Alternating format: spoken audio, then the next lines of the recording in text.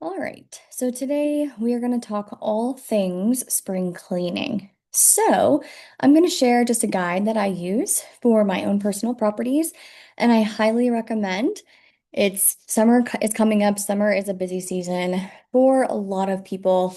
I know it also becomes a slow season for people that are maybe in Scottsdale, Phoenix, or hotter markets, and you're just getting through your busy season, which is spring. In that case, this still applies because it's really important to do a deep cleaning after a really busy season as well as before a really busy season. So I'm going to talk about a few things here that I recommend doing, and then if anybody has any other thoughts or ideas, go ahead and drop them in the circle, and we can all utilize each other's skills to make sure our properties are performing the best as possible. Keeping in mind as well, when the seasons change, things happen. So, AC units are kicking on for the first time. The temperature fluctuates. I know here in Colorado, we can have freezing temperatures and 70 degrees in one day. So, a lot of times it's important to stay on top of maintenance, just because maintenance as well as the interior cleaning. So, thinking of it all as one is important. I want you guys to get in the mindset of a guest. So, think about your guest and their reason for travel and what they're going to be doing inside of your property. They're going to be using it. There, maybe, you get photos after your cleans, which you should be. If you're not getting time-stamped photos, you definitely should be. Um, so in those photos, you're just getting a view from, eye level, snap, snap, snap, but the photos you're getting are not actually from the guest perspective necessarily. So you want to stand in the shower, look all around, look up at the corners, look at the shower head. Shower heads get full of gunk, especially if there's hard water. Use some vinegar and get those shower heads clean. You want to, I mean, this sounds weird, but sit on the toilet and look at the walls and make sure there's nothing splattered, no nasties on the walls. And imagine, what a guest sees at that angle. Lay on the bed. This is a really good one to do because um, the reason guests book properties is to sleep. So you don't want, sometimes guests, I've had guests before that will like smush a spider and it's up on the wall or maybe the ceiling, and maybe your cleaner messes it and then there's a complaint later. So check the ceiling, check for cobwebs. Um, yeah, oh, a big one, pendant lights. We just had dusting of our pendant lights in our game room recently because they're easy to miss. So get in the mindset of a guest, go sit on your patio furniture, look around, act as though you're somebody who's observing this space, from the backyard. Open the grill, look at the grease trap of the grill, lift the propane tanks, see what it's like to light the fire pit, and take the guest perspective. Next thing you're going to do, this is not only maintenance, but this is part of spring cleaning. You need to replace your air filters, especially if you host pets or if you're in an area with lots of pollutants. You need to be getting your AC, prepped and ready and cleaned. So, um, I don't remember exactly how often, but these are all Googleable things, and there's going to be different recommendations for every size property, various locations, and other variables. But you likely, it sounds like, on average, every few months. So why not do it on a quarterly basis? Q1, Q2, Q3, Q4. Spring is a great time to replace those air filters. And, if versus having somebody only come out to replace the air filters, and having to pay a fee for someone to be out there just for that, stack a list of maintenance items. Have somebody go be your eyes, that's not your cleaner, and take the mindset of the guest if your cleaner is not willing to, check their own work. Um, okay, next thing is we do not want to forget vent hoods. The grease builds up, and that's how smells develop. That's how it just becomes an unpleasant experience, and somebody will say something. Deep clean your oven while you're at it. Get in your dryer, vacuum out your dryer vents and your exhaust vents. This actually can be a pretty big fire hazard if we're not doing this yearly.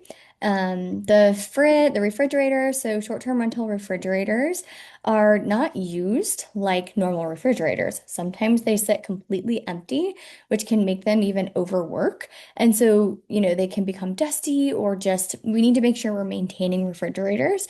Um, so they stay great and they maintain themselves. So clean those vents, get on top of the refrigerator, wipe the dust off the top, make sure your cleaners are cleaning the sides of the refrigerator. And then if there's space, which there should be a little space between the fridge and the wall, get a long hose, vacuum behind it. There will be dust back there. Okay, appliances. So for the sides of ovens, oftentimes, our ovens will have a little kind of like small crack or gap between the countertop and the oven.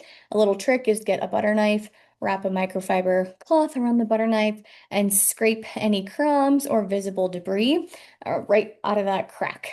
You don't want nasty crumbs left over.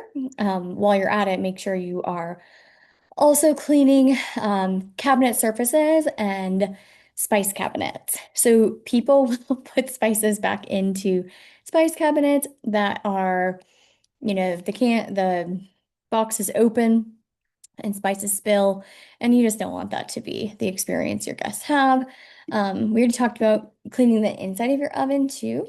I don't always recommend doing the self-cleaning cycle. It can be dangerous and it gets really hot, but get a really good deep cleaning spray. I know Easy Off is one. Get a Scrub Daddy sponge and scrub on the interior.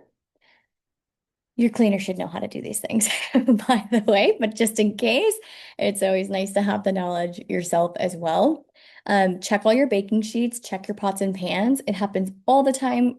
Guests are just more and more aware of Teflon, and if your pots are getting worn out and kind of, scrape, the bottom is scraped up, you got to replace them, or you're going to get a complaint about Teflon. So get ahead of it, and baking sheets are like $3. So we shouldn't be having baking sheets that are full of grease and stains and stuff like that. Even if they're clean, it just looks gross. So go through all those dishes, move your appliances to get behind and in the crevices.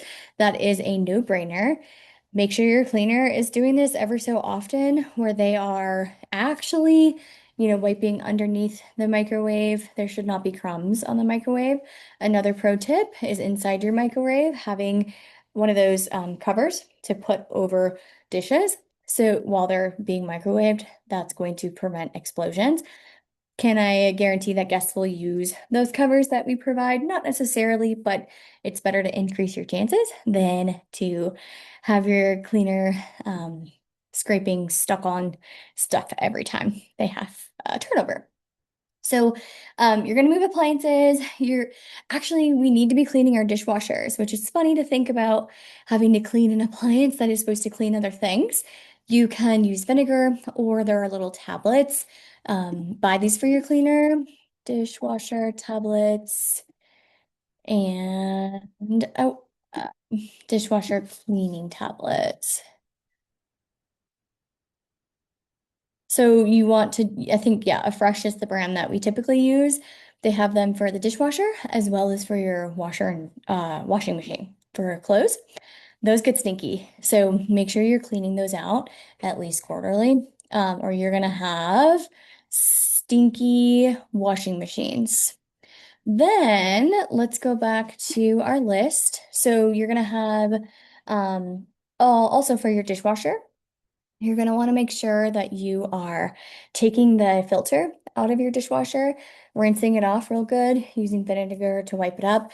A dishwasher becomes less effective if that filter becomes full of stuck-on food and nasty grime. So clean those filters. These are easy things to add to a checklist. You can add these items internal for your cleaner to check off while they're there. And then make sure any appliances that are on a kitchen counter, for example, a toaster, you don't want fingerprints, dump out all the crumbs, take whatever you can apart to clear them out. So you're also preventing that burning smell and burning in general. If there's too many crumbs and nasty stuff in your toaster, it's going to cause problems. Okay, then this is a big one that actually probably needs to be done more than quarterly is kitchen drawers collect crumbs, fingerprints, sauce stains, splatters, all the things that you wouldn't even think of. People have dirty fingers and they touch everything. So your drawers need to get cleaned out. The items within the drawers need to get cleaned. Even your silverware containers, those are going to get kind of nasty. So those need to get cleaned out. While you're doing this, this is what we do. When we're doing a deep clean, we are counting inventory. So if we only have 6 glasses and we sleep 12, we need to get more glasses. So just, kill two birds with one stone there. Another idea is to put contact paper under your kitchen sink and in all of your drawers, your spice cabinets, pantries, so you're not getting your um, cabinets ruined. So super easy to lay something contact paper down and put these little organizers, in your bathrooms and your kitchens, and you're going to be able to get your deposit back that way as well when your lease is up. Looks like I'm freezing a little bit. Okay. All right. Bath mats. So I always recommend washable bath mats. Furry, carpeted bath mats are just kind of gross and they're going to take much longer to dry than a hospitality bath mat. You can get these at Costco, which is what I recommend. They have a specific hospitality brand or Amazon. I like the Utopia brand on Amazon. Yeah, always wash them and have plenty of backups because people are dirty when they're getting into the shower. So there's oftentimes mud or dirt, blood, other things on bath mats. So they're cheap and have plenty of backups. Okay, you are going to want to refresh your grout. Sometimes, just with time, little tiny, it's not necessarily mold, but mildew can get into the grout. And if mildew gets behind the grout, it's never going to get clean. So you have to peel the grout out and re-grout. Peel the grout out clean and then re-grout, and then it's going to need at least 24 hours to dry. And if you are re-grouting and not letting the shower dry, the mildew is going to grow back even stronger. So get yourself a handy cleaner that can do these kinds of things, or get your handyman out while they are also there doing your filters, and get them to refresh the grout. People automatically jump to calling anything black mold. So, and that is a safety concern in Airbnb's eyes, even if it's not actually mold. Check your shower curtains, you guys. Shower curtains get body wash buildup and soap buildup and scum, and it's pink usually. So this should be done really at every turnover. These should be getting checked. So your cleaner should be checking for you if your shower curtains have any stains. And you should be buying shower curtains that can be thrown in the wash real quick, right with your towels or whatever, and reuse them a handful of times before you replace them. Shower door tracks, glass shower doors, those need to get deep cleaned. Shower heads, we talked about that. Calcium or hard water can build up. Super easy. Fill a Ziploc bag with vinegar, tie it around the rubber band, tie it around the shower head with a rubber band, and then soak it.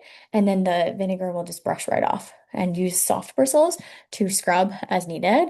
Again, your cleaner should know how to do these things. But I highly recommend doing this even in your personal homes. We do that, and it is super helpful because hard water can just cause those gross looking stains. Okay, you're gonna snake drains. Call a plumber if you need. Plumbers are not cheap.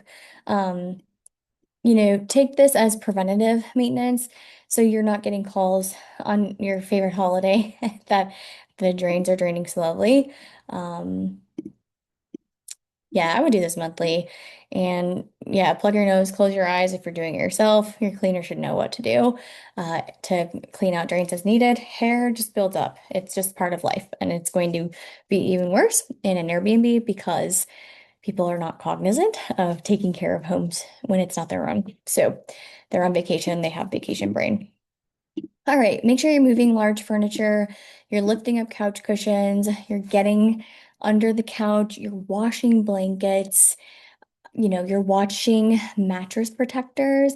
That's a big one. Getting rid of old sheets, getting rid of old blankets or old decor that is cracked or broken. Touch up any, maybe you have scratches on your table. You can touch those up sometimes with permanent marker, or there's various ways to do touch-ups of furniture. While I'm thinking of it as well, I'm thinking of furniture because I'm talking about the living room. Tighten everything. So take a screwdriver and tighten all the screws. Check all your bed frames. If you have wood slats on your bed frames, those break. And especially if it was cheap, it's going to break and you can't really blame a guest necessarily if you don't have any proof that they jumped on the bed. So check those and make sure you're not getting in a situation where someone's going to go to bed and that's when they notice it, because that's not what I want to be dealing with at, 10 o'clock at night. Okay, open anything that is normally closed. So that includes windows too. We need to be cleaning window tracks and sleeper sofas, any storage for blankets, sheets, pack and plays. Also, you need to open pack and plays and high chairs to make sure they're still functioning.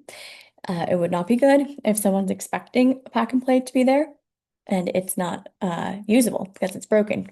Guests may put it back because they don't want to admit that they broke it and they don't want to pay for it. So those have to be checked. Check board games to make sure they have the pieces and check all of your outdoor games. If you're buying cheap stuff for the outdoors, it will get broken. People are just more rowdy when they're playing outside.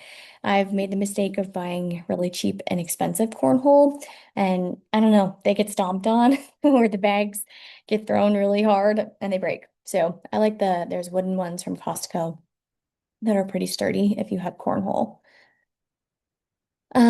You want to wash, so you can wash a lot of pillows, most pillows, and the pillowcases.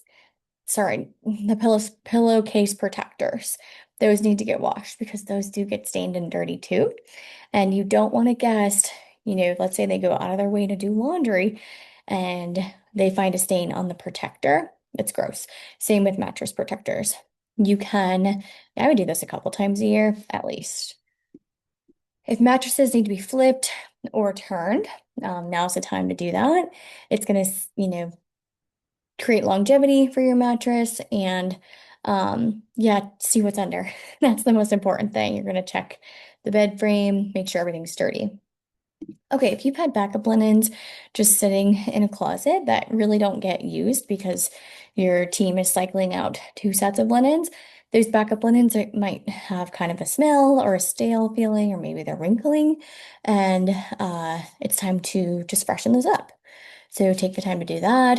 Rugs, make sure you're taping the corners of rugs down. Those are tripping hazards. Any upholstered furniture, get a really good carpet cleaner and or upholstery cleaner. It's not that expensive. Um, and have them put preventative stain spray on those pieces of furniture after they clean. Um, or you can rent a professional vacuum and do this on your own. I just would recommend blocking off a day for the carpets to dry. Outdoor cushions, those should be appropriately stored during the winter, and then they should be washed before spring because people are finally excited to enjoy the outdoors, and the last thing they want is a neglected patio space. So wash your patio rugs, wash your outdoor cushions, get new pillows, outdoors. Consider getting new ping pong covers, if you have a ping pong table, uh, all those things. Okay, window tracks, screens, exterior windows need to get cleaned. This can be done with putty. I can't remember the brand off the top of my head. I think it's Scrub Daddy putty that you can use and get that dust out. Okay, your trash cans, those start to stink and you got to power wash them. So hire someone to do that, both the interior and exterior, so your guests don't have an unpleasant smell when they go to throw their trash away. All right, the grill, obviously this is important. You need to make sure that it's working and that there's propane and that there's no grease buildup. So we're not having fires. Make sure your grill is not up against your house or on a deck, a wooden deck. That is a fire hazard. So push your grills farther away from your home in case there is a grill fire, you're not starting your house on fire. Okay, Check for cobwebs under the roof, front porch, porch lights, front, mat area, high ceilings, chandeliers, cobwebs are everywhere. So make sure you're looking up and not just eye level. Make sure your cleaners are checking up as well. Your Wi-Fi center is going to get dusty, so detangle those cords and get them freshened up so they're not gross looking when someone has to go reset your Wi-Fi. Open your guidebook. If you've got laminated pages, they need to be wiped. And yeah, or create a digital welcome book as needed. Sanitize remote controls, handrails, your keypad, any high touch, lights, and that should really be done every turnover, arguably. Touch up paint, there's people are bringing luggage in and out and they scuff walls. So if you have matte paint, you're not going to be able to use magic eraser. It's going to scrape the paint off. It's basically like sandpaper.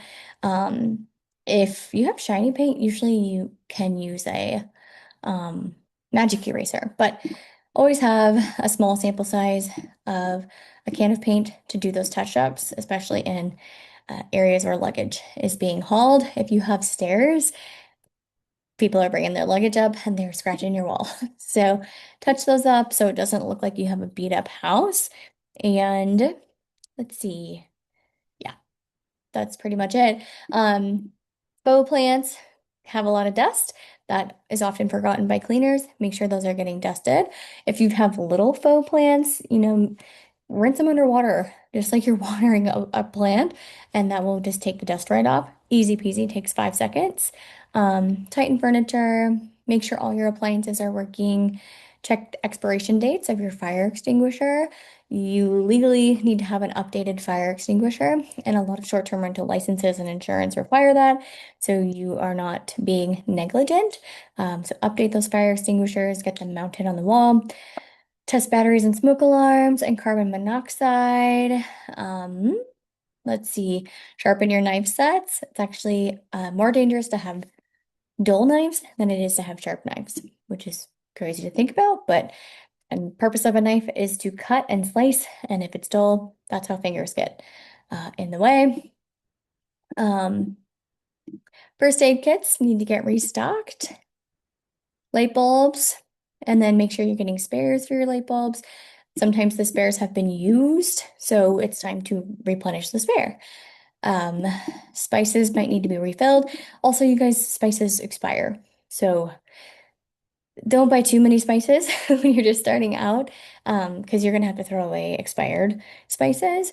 So just make sure those are checked, and then yeah, you should be wiping down your shampoo, conditioner, body wash bottles every turnover, but make sure there's no nasty buildup around the rim where the pump is sitting. If you've got other spring cleaning tips, let me know. These are the ones that we use for our properties, and I highly recommend that everybody do this. It's a huge help. Thanks, everyone.